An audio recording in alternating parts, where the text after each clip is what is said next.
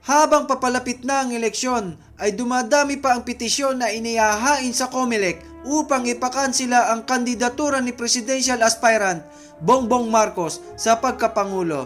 At ayon pa kay Anthony Taberna, isang batikang broadcaster na malinaw na kung sino ang nasa likod at may pakana upang sa lalong madaling panahon ay hindi na makatakbo bilang isang pangulo si Presidential Aspirant Bongbong Marcos sa darating na eleksyon. Pero bago natin umpisan ang ating topic mga kabayan, kung hindi pa kayo nakakapag-subscribe sa aking channel, please do subscribe and click the notification bell para mas updated kayo sa mga bago kong video.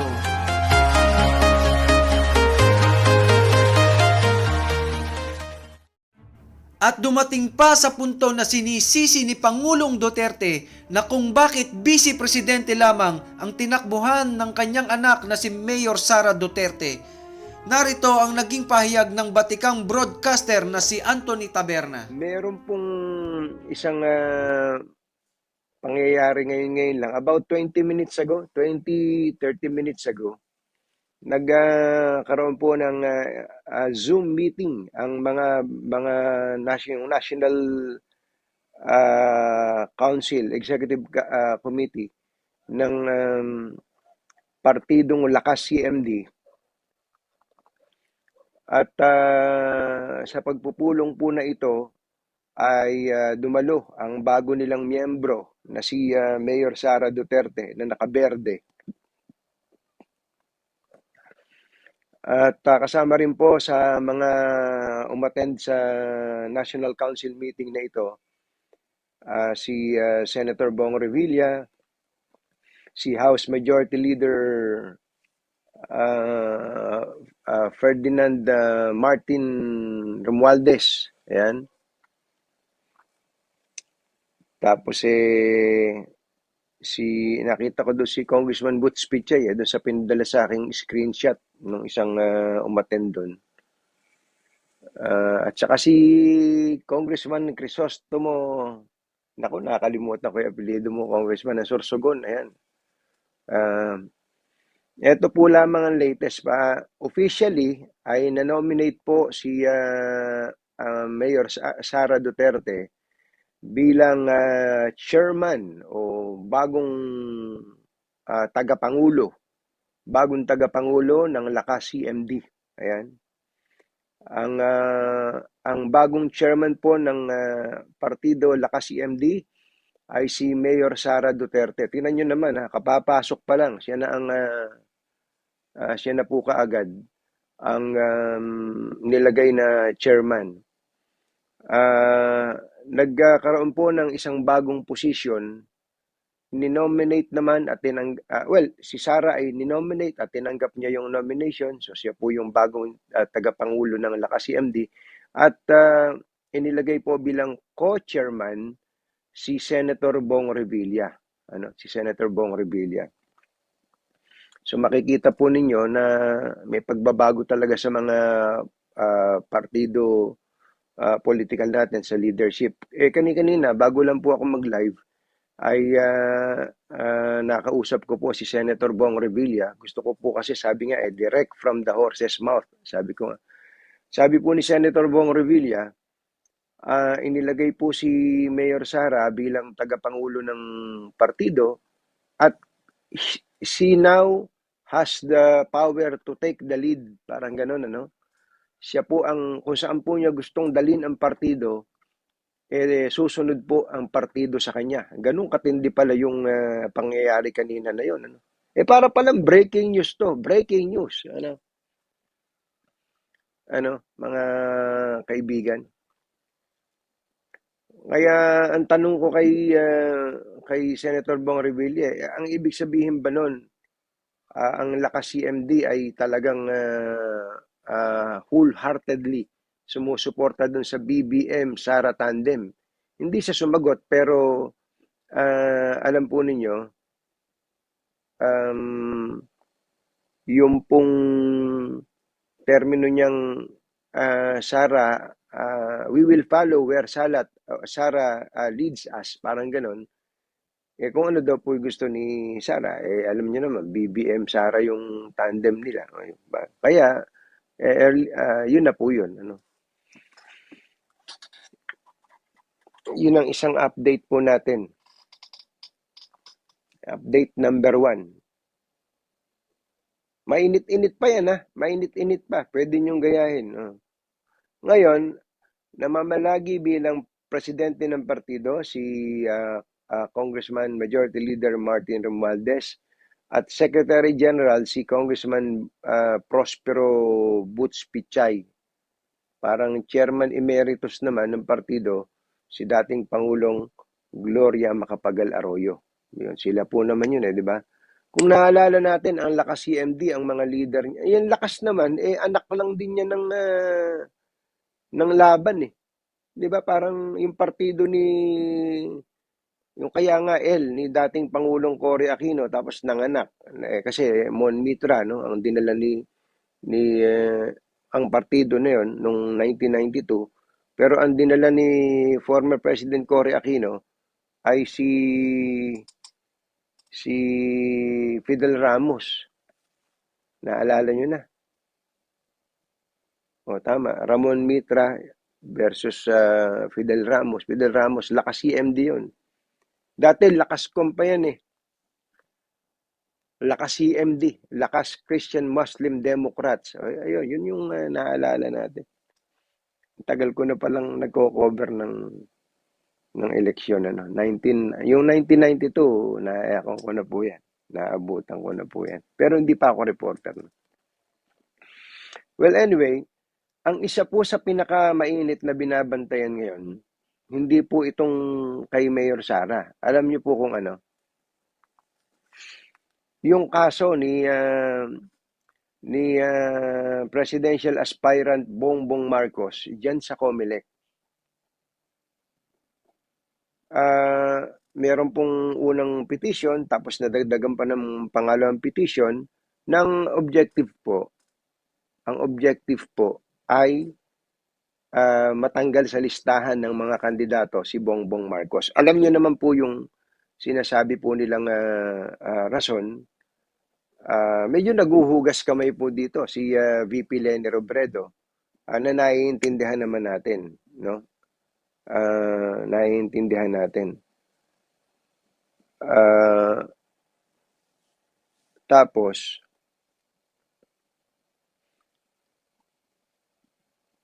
noong pong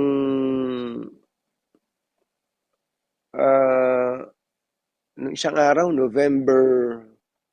parang November 16 po yata yung deadline para sa party po nung kampo ni Senator Bongbong Marcos na sumagot. Mukhang nagre-request sila ng extension. Ang balita natin ngayon mukhang yung latest kanina lang mukhang wala pang extension kaya ayan tama po kayo lakas NUCD pala National Union of Christian Democrats pero naging lakas CMD. Well anyway, pinupuntahan ko na po ngayon yung kaso ni BBM ano. Yun po yung sitwasyon ngayon. Ang tanong, gaano ba kabilis ang COMELEC na sumagot o magdesisyon sa kaso na laban kay BBM? At ano nga ba ang magiging desisyon? Kung simple lang naman yan kapag pumabor po ang COMELEC sa petition, ang aasahan natin, sorry po lakas NUCD nun, lakas CMD ngayon. Sorry po, pasensya na po kayo. Ang aasahan natin sa COMELEC, may COMELEC, pero aakyat po yan sa Supreme Court. At tandaan po ninyo, ang ating pong eleksyon ngayon ay automated, no? So, hindi po isinusulat lang yung pangalan ng kandidato. Hindi natin isusulat yung pangalan ng kandidato. Parang i-shade mo lang yung tapat ng pangalan ng kandidato. I-shade mo lang. So, crucial po ang mga petsa na kung di ako nagkakamali, Pebrero yung final na imprentahan ng balota eh. Pag-imprenta ng balota. Ano? Ah, so, kung meron mang talagang dead serious na ipa disqualify si Senator Bongbong Marcos, dapat tingnan nila yung petsa na yon. Itong talagang diinan nyo ng gusto. Kasi kapag ka hindi nakasama yung pangalan niya, pag hindi nakasama yung pangalan niya sa ipiprint na balota, paano yun? 'Di ba? Problemang malaki niya yun.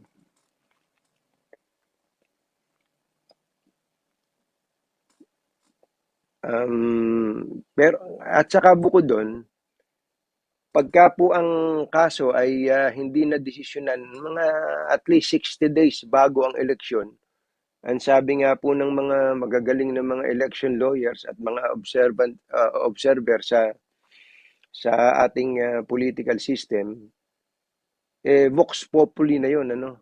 Kumbaga, boses na ng taong bayan ang masusunod. Ano po sinasabi natin? Kahit ano pa ang legal na merito ng kaso, sa COMELEC man yan o sa Supreme Court, lalo na sa Supreme Court, ano? Ang mangyayari po diyan, kung sino ang nanalo. Halimbawa, yung pinadi-disqualify na yon ay nanalo.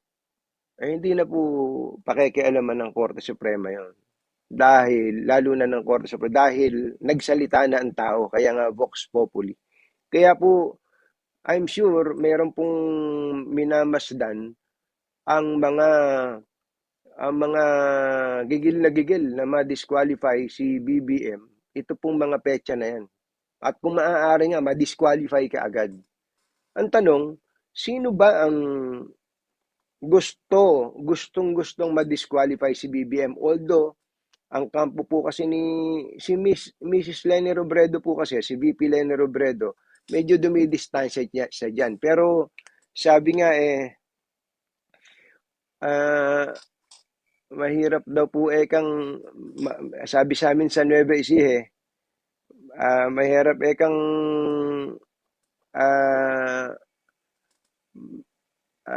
magsabi ang kawali na siya ay malinis. Kasi meron siyang uling doon nagluluto lang sa kahoy Kaya sigurado may uling. Anyway, paano mo naman kung magwa 1 plus 1 ka lang, ano? Kung magwa 1 plus 1 ka lang, Senior Associate Justice Antonio Carpio ang nagpasimuno. Tapos yung pangalawa, ang abogado ng mga petitioner, Attorney Theodore T.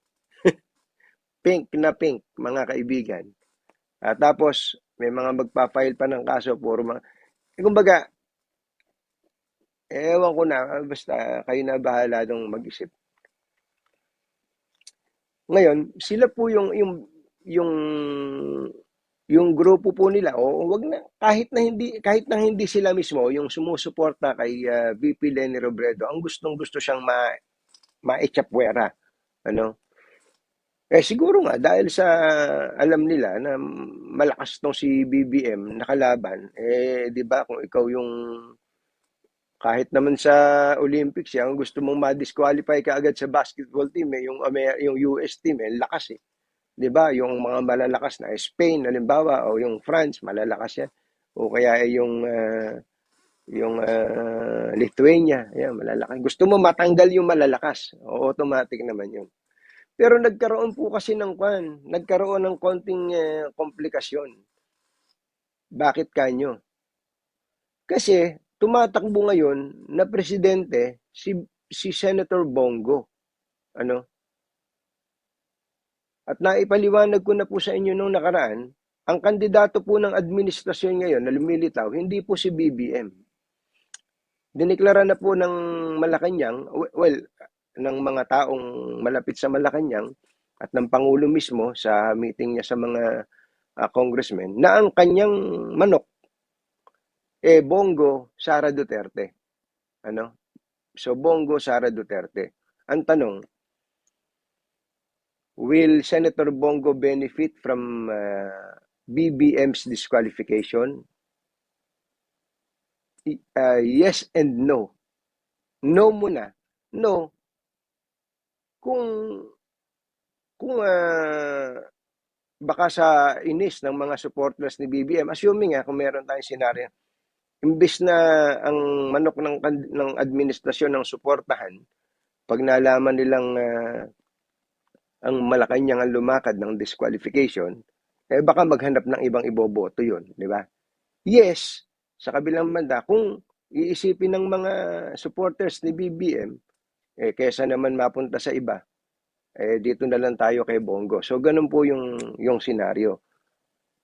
Alamin natin alin ba mas mabigat doon. Kaya ako po binabanggit yung ganung senaryo, sapagkat hindi po tayo magpapaka-plastic, hindi po tayo magpapaka-ipokrito.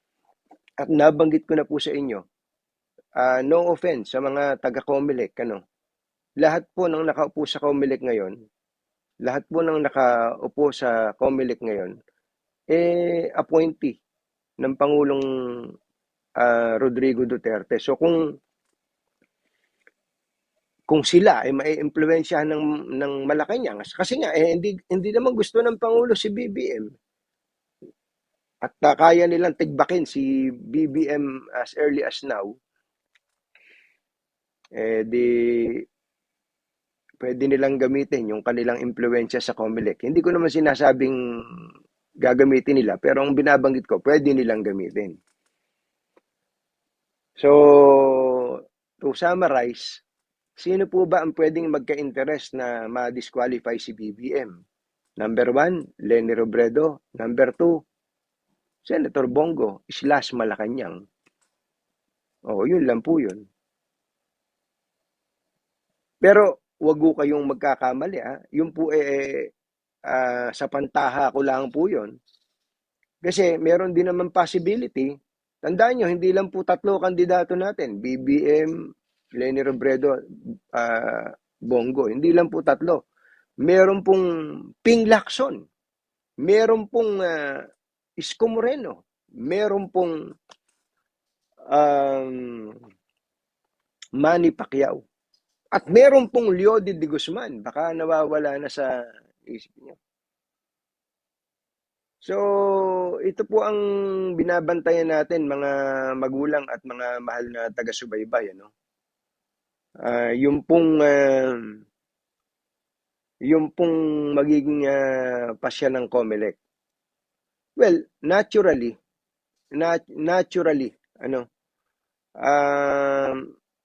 gusto natin na mabilis ang desisyon po. Ang totoo nun, yung kampo ni BBM, gusto siguro nilang madesisyonan yan agad-agad na ang desisyon pabor sa kanila. Diba?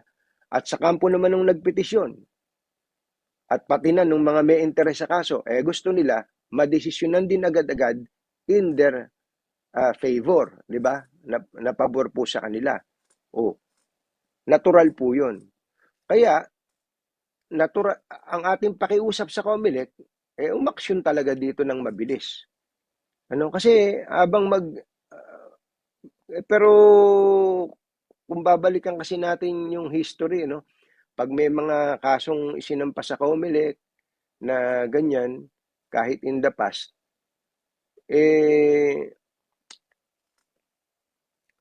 medyo mabagal po yung Comelec. Maniwala kayo meron nga akong alam, eleksyon na bukas doon lang nagdesisyon yung Comelec. Meron nga yung Comelec, eleksyon na kahapon, doon lang nagdesisyon yung Comelec.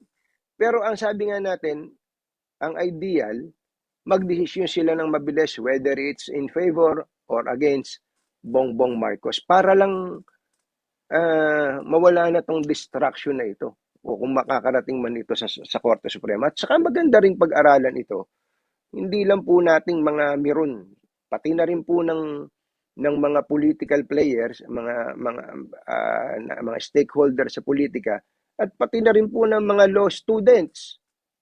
Kasi ang dami-daming abogadong nagsasalita dito at magkakaiba ang sinasabi. So, at the end of the day, it will boil down to majority. Ano, sabi nga, majority wins. If you got the numbers, mananalo ka. 'Di ba? Mananalo ka kahit nga sa Supreme Court eh. Meron nga score sa Supreme Court, kaso 8-7 ang score. Isa lang. Isip-isipin niyo, alam niyo naman, pagka naging decision ng Korte Suprema, kahit isa lang ang lamang mo, that decision will become a landmark decision and will become a law. Ano, parang it will become the law of the land. Ano, parang ganun. Kahit isa lang lamang. So paramihan talaga to. Paramihan po talaga ng bilang to. Kaya yung mga taga-COMELEC, yung mga commissioner ng COMELEC na hahawak po sa kaso na to, dapat naman siguro, maapila ako dito, magdesisyon kayo according to the law, the facts of the case, sabi nga, maging factual, at saka basihan basis in fact, your decision should be based in facts and in law.